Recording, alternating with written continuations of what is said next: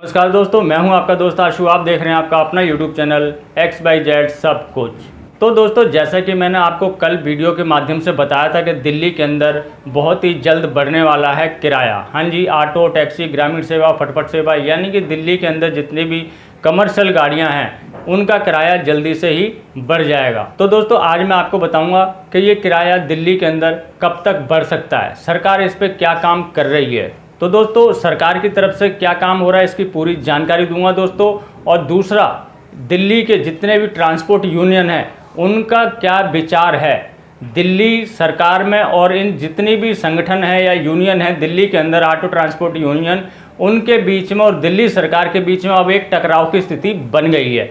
दिल्ली सरकार किराया अब बढ़ाना चाहती है, लेकिन ये जो यूनियन है या संगठन वाले हैं ये अब किराए को बढ़वाना नहीं चाहते हैं। दोनों का क्या क्या विचार हैं वो इस वीडियो के अंदर मैं आपको बताऊंगा। अगर सरकार किराया बढ़ाती है तो कब तक बढ़ेगा, और इन यूनियन वालों का क्या कहना है, इनकी क्या डिमांड है, ये किराया क्यों नहीं बढ़ाना चाहते हैं, सारी जानकारी मैं इस वीडियो में दूंगा आपको। तो वीडियो एंड तक जरूर देखना दोस्तों। वीडियो थोड़ी सी लंबी हो सकती है लेकिन आपको जानकारी पूरी मिलेगी।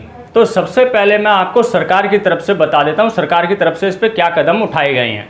तो दोस्तों, जैसा कि आप जानते हैं दिल्ली के अंदर काफ़ी दिनों से धरना प्रदर्शन ड्राइवर भाइयों की तरफ से और दिल्ली में जितने भी ट्रांसपोर्ट यूनियन है, संगठन है, उनकी तरफ से धरना प्रदर्शन लगातार जारी है। और सरकार से अपनी मांगों को मनवाने के लिए सभी संगठन और यूनियन मिलके एकजुट होकर सरकार पे जो है दबाव बना रही हैं कि या तो सीएनजी का किराया और सीएनजी का जो है प्राइस या रेट कम किया जाए या सभी कमर्शियल व्हीकलों का जो है रेट बढ़ाया जाए। तो इसको देखते हुए दिल्ली सरकार, श्री कैलाश गहलोत परिवहन मंत्री, उन्होंने तो समिति बना दी है। वो इसके ऊपर विचार करेगी, विमर्श करेगी, इसको देखेगी कि अगर ऑटो टैक्सी का किराया बढ़ाना है तो कितना बढ़ाना है, किस प्रकार से बढ़ाना है।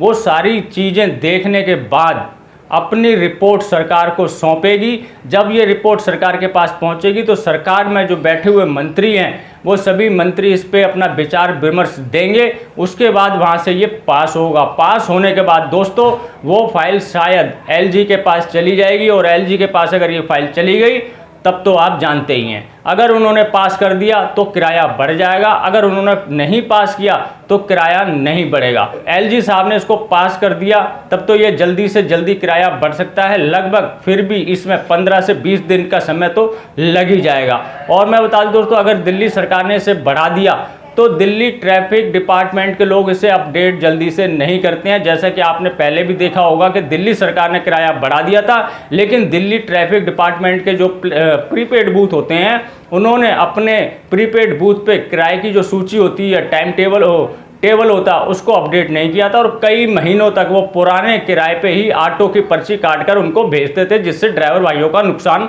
होता था। तो दोस्तों, दिल्ली सरकार की जो सोच है, जो उनके विचार हैं, जो उन्होंने कदम उठाए हैं, वो मैंने आपको बता दिए। दिल्ली सरकार ने समिति बिठा दी है, एक गठन बना दिया है। वो विचार विमर्श करेगी, किराए का जो है जायजा लेगी, किस प्रकार से बढ़ाना है, कितना बढ़ाना है, वो सारी रिपोर्ट सौंपेगी। फिर वहाँ से पास होकर ये किराया बढ़ेगा तो कम से कम 10 से 15 दिन लग सकते हैं। 18-19 तारीख से पहले तो ये नामुमकिन है। तो सभी ड्राइवर भाइयों को अभी कम से कम हफ्ता 10 दिन तो कम से कम उनको नुकसान और झेलना पड़ेगा। ये महंगी गैस डलवा के अपना गुजारा करना पड़ेगा। तो चलिए दोस्तों, अब मैं बताता हूँ दिल्ली के ट्रांसपोर्ट यूनियनों की क्या राय है, उनके क्या विचार हैं, वो क्या करवाना चाहते हैं सरकार से। दिल्ली की ज़्यादातर संगठन और ज़्यादातर यूनियनों का क्या कहना है। तो दोस्तों, मैं बता दूं दिल्ली के अंदर जितने भी संगठन यूनियन हैं उन्होंने बयान जारी करके एक दैनिक भास्कर की न्यूज़ में ये खबर छपी है, जिसके माध्यम से मैं आपको बता रहा हूँ। अगर आप चाहें तो उस न्यूज़पेपर की कटिंग मैं आप सभी भाइयों को दे सकता हूँ। तो दिल्ली की तमाम जो यूनियन है, ऑटो ट्रांसपोर्ट यूनियन, जितने भी संगठन हैं, उनका कहना ये है कि ऑटो टैक्सी का किराया ना बढ़ाया जाए। हाँ जी दोस्तों, ऑटो टैक्सी का किराया ना बढ़ाया जाए।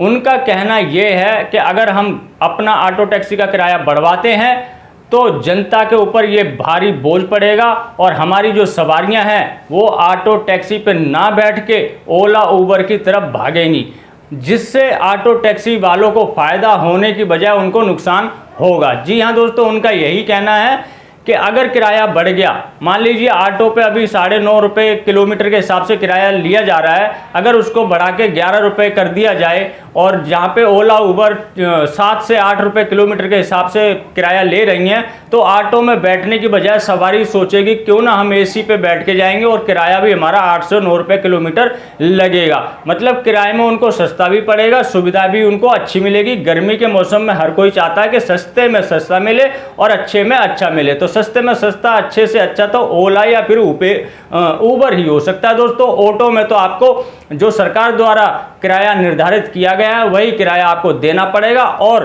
प्रकृति द्वारा जो मौसम दिया गया है उसी मौसम का आपको आनंद उठाना पड़ेगा। ना तो ऑटो में एसी मिलेगा और ना ही अपनी मर्जी का किराया।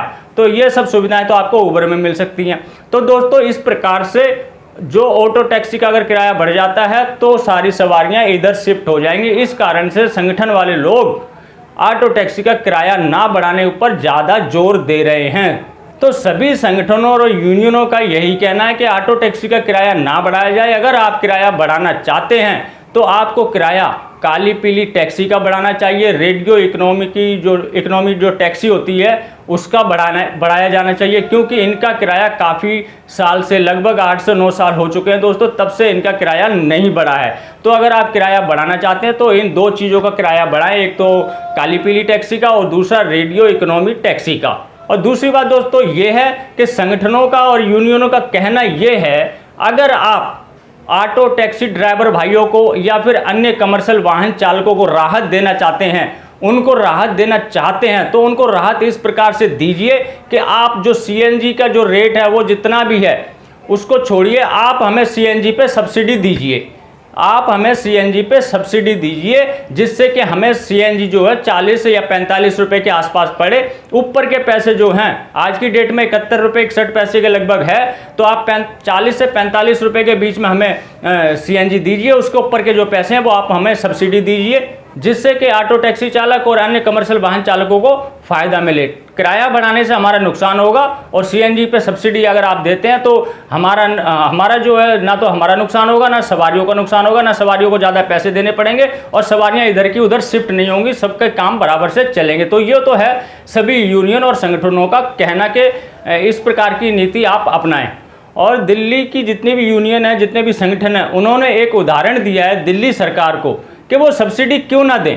जब वो दिल्ली के अंदर एक बोतल दारू के ऊपर एक बोतल दारू फ्री दे सकते हैं, एक पेटी दारू के ऊपर एक पेटी दारू फ्री दे सकते हैं, एक क्वार्टर के ऊपर एक क्वार्टर फ्री दे सकते हैं, दारू के ऊपर आप 25% डिस्काउंट दे रहे हैं, सब्सिडी दे रहे हैं, जो भी है वो दे रहे हैं, तो आप सीएनजी पे ऑटो ड्राइवर भाइयों को सब्सिडी क्यों नहीं दे सकते। ये भी उनका कहना है। कई बार उनको प्रदर्शन के दौरान कहते हुए देखा गया है कि जब दिल्ली में दारू के ऊपर सब्सिडी मिल सकती है तो फिर ऑटो टैक्सी ड्राइवर भाइयों को सीएनजी के ऊपर सब्सिडी क्यों नहीं दे सकती दिल्ली सरकार। तो दोस्तों अब दिल्ली सरकार और संगठनों के बीच में एक पेच फंस चुका है। अब किराए पे होगी मारामारी और 18-19 तारीख को दिल्ली के अंदर होगा महासंग्राम।